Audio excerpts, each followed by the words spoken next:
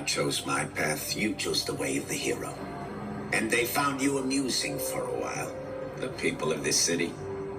But the one thing they love more than a hero is to see a hero fail, fall, die trying. In spite of everything you've done for them, eventually they will hate you. Why bother? So that is from the first Spider-Man from the early 2000s. And I didn't show it because I wasn't sure if there was going to be some copyright thing. So I didn't want to get into that. But I think this is going to be pertinent to this video, because if you're somebody that is pure-hearted, if you're somebody that really wants to see people succeed, you really want to be able to provide something of value to the world, sometimes the same people that you're trying to help are going to try to bite your hand. There's a saying, right? You don't bite the hand that feeds you. There are going to be people that are going to want to bite your hand for trying to feed them. And the Green Goblin here, who is the villain in Spider-Man, and spoke this quote, it's actually very true sometimes. And it's not always 100%, but a lot of the times there are going to be people that will only want to see you fail because you're doing so well. And especially these monitoring spirits and these people that are stalking you or watching you in some way, shape, or form, the Jezebels, the narcissists that are coming back into your life, these are going to be the same people that will only come back to your life because they want to cause chaos and trauma. They literally have nothing better to do. It's astounding to see the kinds of levels that people will go to and the lengths that people will go to just to try to throw you off balance. Even the people that you thought are on your team. At one point in time, you thought they were on your team. Nope. Some of these people are only on your team to get something that they want from you. And as soon as you don't really provide whatever it is that they believe that they're entitled to have from you, oh boy, here comes the toxicity. And that's what these people are. They're toxically obsessed. They're toxically attracted to the idea of watching you fall. It's really sickening, honestly. And it makes you wonder why so many people in the world, like, what do these people have to do with their life? Like, why are they so focused on this kind of thing? Why are they so focused on trying to bring other people down in order to feel like they can build themselves up? Well, it's because they have this mentality that the Green Goblin has talked about. Now, what the Green Goblin here says, even though it's true, it's still the outlook of a villain, okay? And the outlook of a villain is based on how the villain, what's the saying? It's like the villain has heroic traits as far as characteristics of being, but the world has hurt the villain so much so that the villain wants to hurt the world back. Now, the hero is where the world has hurt the hero, but the hero has understood that it's not really their fault all the time. Like, people are so stuck in the unconscious that they don't even know what they're doing. And this is exactly what Jesus is saying when he's on the cross. I mean, imagine being at that place where Jesus was on the cross, and you're seeing this man in real time actually asking and praying for people who are stabbing his hands to the cross and putting the crown of thorns on him, etc. Imagine watching this man genuinely pray for the people to be forgiven by God because they don't know what they're doing. I mean, yeah, I'm sure something would change in you. I would hope that something would change in me at the time, but I don't know exactly. We always would like to think that we're the ones that are not going to be prone to terrible outlooks of life until we're there. And there's a great quote in The Dark Knight as well that says you either die a hero or live long enough to see yourself become a villain. And there's a lot of interesting compares and contrast to what the Green Goblin here is saying. And I think it's important to understand these kinds of things because these are highly influential modes of being that are not just stories. They're not just about comic books and made into a movie, right? It's actually about repeated patterns of human behavior that are manifesting themselves in the spirit of something to describe the echoes of what it means to be human from all of our ancestors and our ancestral line. And these people that are toxically obsessed with you, I mean, you've got to look out for these kinds of people because, I mean, I've had these kinds of people come into my life. Literally, one of them has told, I mean, actually a couple of them, has told me that they've made their life goal to ensure that I stay stuck. Really? Like, all because I told them no, or I didn't take their crap. And it's like, it's so weird being somebody that is on the righteous path because it's almost like you're damned if you do and you're damned if you don't to these people. And that's kind of the way that it is because no matter which way you go, you're going to be persecuted in some way, shape, or form. And I'm not saying that, you know, you're going to be nailed to a cross necessarily. That's obviously a stretch for even nowadays. I don't know if we're quite there yet, but you're still going to be spiritually outcasted and physically outcasted, maybe even so, because you're just somebody that is okay being by themselves. You're okay with showing compassion to others, but you're not okay being a doormat. And people don't like that. Like people want you to be a doormat. Some people really don't want to see you who is rising actually go to the heights that you know that you're capable of and that they know that you're capable of. Even though you're not trying to do anything to them, you're not trying to do anything to anybody else. You're just like trying to move on with your life. Now, these people that are toxically obsessed with you, they will not move on. And you got to be mindful of that. You got to be careful. And you've got to ensure, okay, well, what exactly is their goal then? And how can you move in a way to where you don't give them the satisfaction of achieving what it is their goal is? And that can be kind of tricky depending on the person. But ultimately, you want to make sure that, number one, you're taking care of yourself. If you're not taking care of yourself, it's going to be very challenging for you to even look to how to properly care for anybody else. So if you're taking care of yourself, now what exactly does that look like? That means, number one, getting sleep. Okay? Sleep is the most important thing you can get. It's not just healing for your body, it's healing for your mind and your soul in some sense.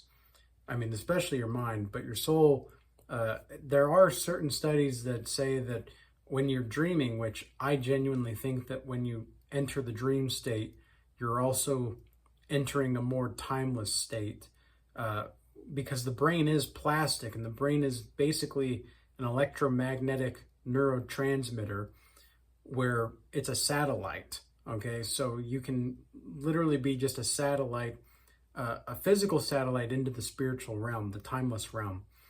That's a good way to think about it. So sleep, obviously, number one. Number two would be your nutrition. Okay, what are you eating? Are you getting the proper nutrients? Are you getting your proteins? Are you getting your veggies? What exactly does your nutrition look like? Are you eating too much sugar right now? Do you drink soda? I don't drink soda. I don't drink caffeine. I'm not saying that you don't need to drink caffeine necessarily, but I've just kind of, for the last few months, I've been on a caffeine detox. Not by like, oh, I'm going to go on a caffeine detox. It's more like, I don't really feel like I need caffeine right now. And so I haven't drank any caffeine. And it's been since September since I haven't drank caffeine. I haven't gone out to eat since June this year. I was going to say last year because it's nearly the new year calendar-wise, but this year, June, was the last time I went to a fast food. Well, it wasn't even technically fast food. It was a restaurant, but it was still like You know, it was a Mexican food place when I was traveling for work, and so uh, a step above a fast food place, but not necessarily quite there. But that's beside the point. The point is no eating out for the last 6 months, no caffeine for the last 3 months, and I feel better than ever. I feel physically just very much more grounded, really, all in all. Number 3 would be your exercise. So you've got sleep, nutrition, exercise. Those are like the 3 basic functions. 4 would be grooming. You know, are you taking showers? Are you taking care of your teeth? Are you taking care of your hair or your body? Like just making sure your skin's okay, whatever. I don't usually do any skincare routines necessarily. Sometimes I'll do like those nasal strips and such. But it's almost like the more that you learn how to take care of yourself, the more that these monitoring spirits and stalker people and narcissists, they like gravitate towards you, especially if you've broken away from them, because, well, now you're taking care of yourself. You've got more energy. You've got more life force. Oh, so now they don't even know consciously what's going on. They have no clue, but they just know that you're more powerful now because you have more energy. You're taking care of yourself. You're learning how to give love to yourself. And that does make you powerful, by the way. Knowing how to care and give yourself compassion makes you powerful. So all of a sudden, you're doing these things for yourself. You're doing what it is you need to do. You're working, you know, whatever it is you do for work. You're staying focused. You're staying committed. So you've got this basically a routine of discipline, responsibility, and competence.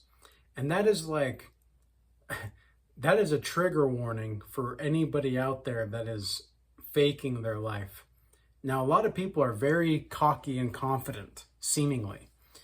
But what that is just an ego puffing up. You know, these people are puffed up. They think that they're the ones that call the shots. They think they're the ones that know what's going on. And in reality, they just know how to gather material things. And that's a fine skill. Like learning how to gather resources is a fine skill. But a lot of these narcissists and monitoring spirits, like you got to be mindful because they see you as an object. They really do. They see you as something to conquer. They don't necessarily see you as a person. Okay, and with them, it's always a game. It's always a power-hungry hierarchy. It's kind of like Karl Marx's Communist Manifesto ideology, where it's like everything's a power struggle. Everything's about power.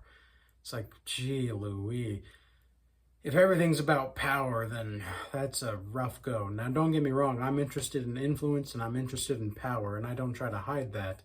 But that's not my first priority. My first priority is actually giving people the knowledge, tools, and wisdom to succeed in whatever criteria that means that they're defining success in. And, you know, I'm to a point now to where I am more spiritually fulfilled than I've ever felt in my whole life. And it's a beautiful thing to see. It's a beautiful thing to feel. And yet there are going to be so many people that are out there that still, like as the Green Goblin says here, in spite of everything you've done for them, eventually they'll hate you. And this might go for family members. This might go for old friends. This might go for people that you were in a relationship with a while back. You've done everything for these people, and yet they're still going to despise you because why?